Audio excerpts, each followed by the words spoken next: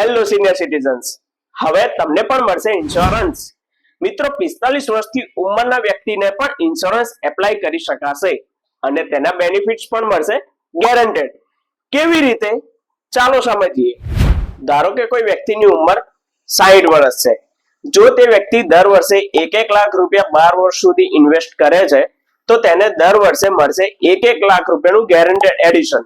જેમ કે પહેલા વર્ષે 1 લાખ ઇન્વેસ્ટ કર્યા, તેમાં 1 લાખ રૂપિયા ગેરંટેડ એડ થશે, એટલે વર્ષના અંતે 2 લાખ રૂપિયા થશે.